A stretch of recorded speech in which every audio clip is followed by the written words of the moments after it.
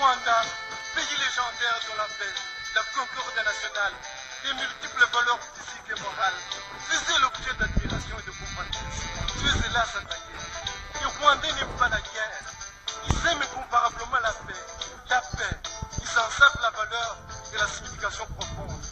C'est pourquoi, dignes et fiers, ils sont déterminés à combattre corps et âme quiconque cherche à la leur priver.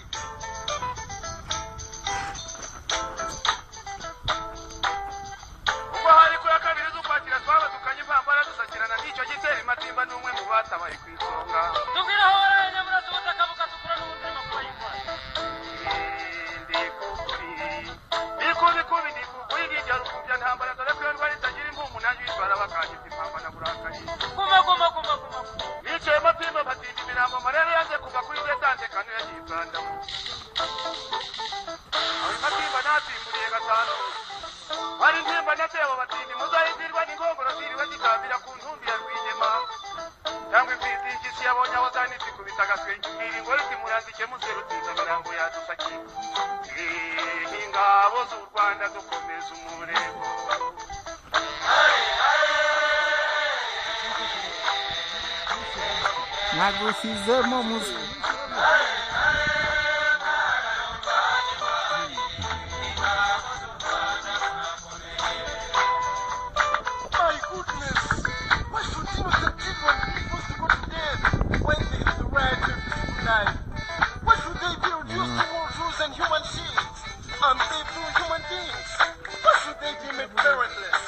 Urimo uko ndani.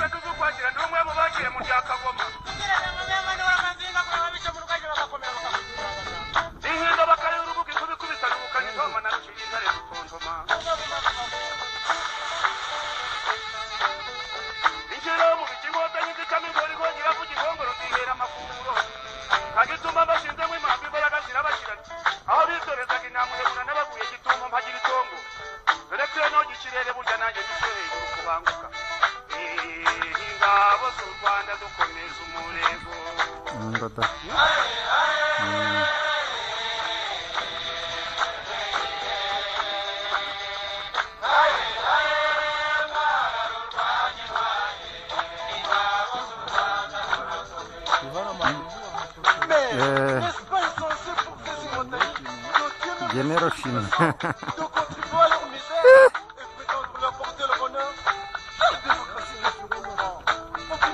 Ah, un cheat. La démocratie chantée par ces simultanées n'est rien d'autre que l'affaire fatale. Yeah. Tôt ou tard, en tout cas, la vérité se révélera de nous.